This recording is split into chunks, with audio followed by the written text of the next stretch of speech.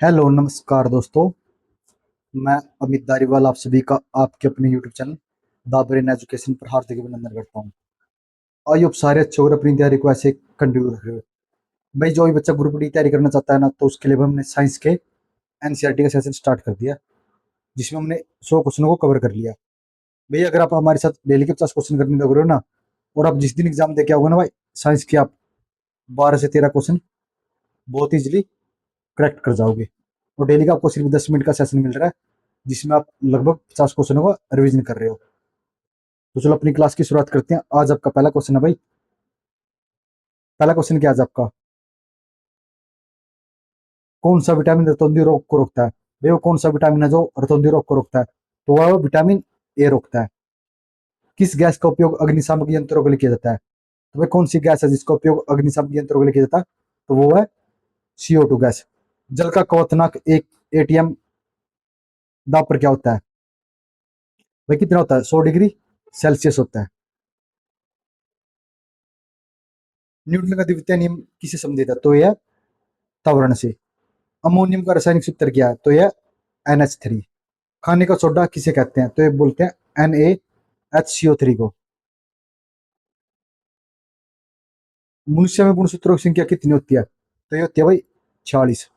Chlorophyll मुख्यतः कहाँ पाया जाता है? तो ये पाया जाता है भाई पत्ती में। पीएच का मान 14 किसे दर्शाता है? तो ये दर्शाता है भाई सारिया को।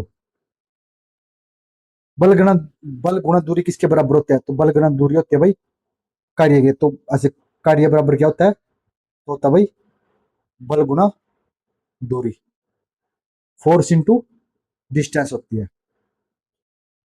CO2 गैस किस प्रक्रिया से बनती है? तो CO2 गैस बनती है भाई श्वसन प्रक्रिया से।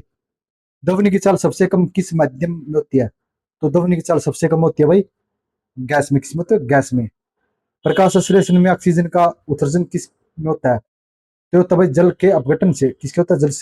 जल के अपघटन से होता है। परमाणु का नाभिक अवशोषित करता है या अवशोषित करता है? तो ये करता है धनात्मक। आयोडीन की कमी से कौन सा रोग होता है? तो आयोडीन की कमी से गेंगा रोग होता है।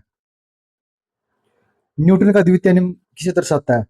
तो ये दर्शाता है भाई बल का प्रभाव को। अमोनियम का रासायनिक सूत्र क्या? तो ये भाई NH3। जंग लगना किस प्रकार की अभिक्रिया है? तो जंग लगना एक ऑक्सीकरण की अभिक्रिया है। मानव शरीर की सबसे छोटी हड्डी कौन सी होती है? तो ये होती है भाई स्टेपिस, जिसे हम कान की हड्डी भी बोलते हैं।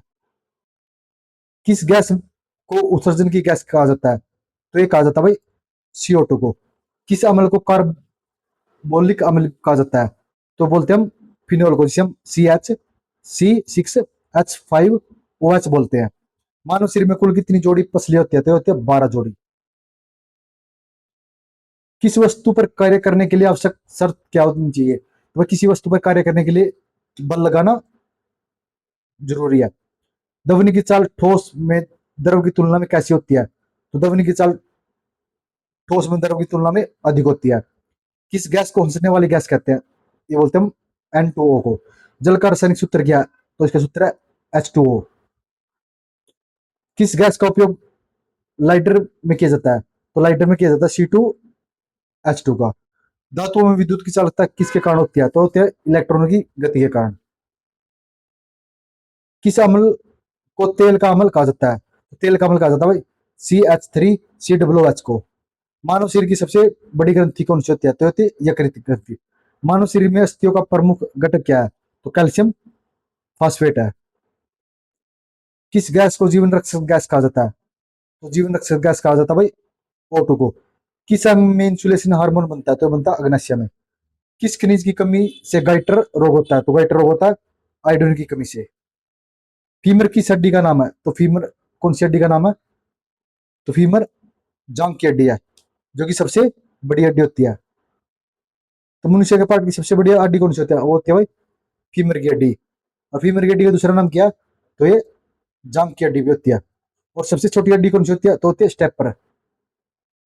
ये कहाँ होती है? ये हमारी कान की हड्डी होती है, जो सबसे छोटी हड्डी होती है। उसके बाद कौन सा विटामिन दृष्टि के लिए आवश्यक है? तो हमारी दृष्टि के लिए आवश्यक है विटामिन ए।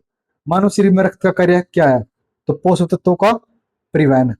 किस गैस को हंसाने वाली गैस कहा जाता है? तो हंसाने वाली गैस N2 को कहा जाता है। नेक्स्ट क्वेश्चन है, मानव शरीर में लौह तत्व की कमी से कौन सा रोग होता है? तो मानव शरीर में लौह तत्व की कमी से कौन सा रोग होता है? तो ये होता है भाई अनीमिया रोग। कौन सा विटामिन रक्त का धक्का जमाने में सहायक है? तो रक्त का धक्का जमाने में कौन सा विटामिन है? तो ये सहायक है विटामिन के। किस अभिक्रिया को पेस्टी अम्ल कहा जाता है? तो वह पेस्टी अम्ल कौन सी अभिक्रिया को कहा जाता है? तो ये बोला जाता है H2SO4 को। मानव शरीर में श्वसन की दर किससे नापी जाती है? मोस्ट इंपोर्टेंट क्वेश्चन है भाई। मानव शरीर में श्वसन की दर किससे नापी जाती है? तो ये नापी जाती है भाई स्पेक्ट्रोमीटर से। उत्क्रांति का सिद्धांत किसने दिया था? तो भाई उत्क्रांति का सिद्धांत दिया था भाई चार्ल्स डार्विन ने। किस अम्ल को राजा अम्ल कहा जाता है? भाई राजा अम्ल किसे कहा जाता है? ये कहा जाता है H2SO4 को राजा अम्ल कहा जाता है। परमाणु का केंद्र किससे बना होता है? परमाणु का केंद्र बना होता है प्रोटॉन और न्यूट्रॉन से। मोस्ट इंपोर्टेंट क्वेश्चन है भाई, कौन सा? परमाणु का केंद्र। तो परमाणु के केंद्र में होते हैं प्रोटॉन प्लस क्या होते हैं? न्यूट्रॉन होते हैं। दो चीजें आपने बहुत अच्छे तरीके से नोट कर लेनी। परमाणु के केंद्र में ये दो चीजें पाई जाती है, कौन सी? प्रोटॉन और न्यूट्रॉन। प्रतिरोध का मात्रक क्या है? तो प्रतिरोध का मात्रक है ओम भाई। एम्पियर का मात्रक क्या है? तो एम्पियर का मात्रक है, बताओ भाई कमेंट करके। आपने कमेंट करना भाई। एक तो प्रतिरोध का तो मात्रक हो गया ओम भाई,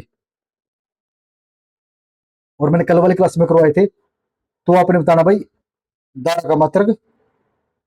चल मैं बता देता हूं। धारा का मात्रक हो गया एम्पियर। और वोल्टेज का मात्रक क्या होता है? बताओ भाई। वोल्टेज का मात्रक होता है भाई वाट। इन तीनों में से एक क्वेश्चन पक्का पूछा जाना भाई। प्रतिरोध का मात्रक होता है ओम भाई, और धारा का मात्रक होता है भाई क्या होता है? एम्पियर होता है। और वोल्टेज का मात्रक होता है भाई क्या होता है? वाट। आपने तीन चीजों को अच्छे से अपना नोट कर लेना है। नेक्स्ट क्वेश्चन है, किस धातु का उपयोग विद्युत तारों में किया जाता है? भाई भाई विद्युत तारों में कौन सी धातु का उपयोग किया जाता है?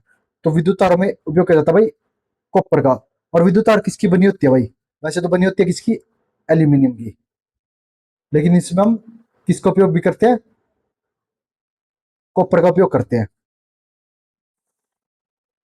भाई जो बच्चा जीएस में अच्छे से करना चाहता है ना भाई, मैं वो जीएस आपको पढ़ाने लग रहा हूँ डेली के। उसमें भी कितने 50 क्वेश्चन, और एक अलग से टॉपिक चलाओ 10 मिनट का, जिसमें हम डेली का एक टॉपिक कवर कर रहे हैं।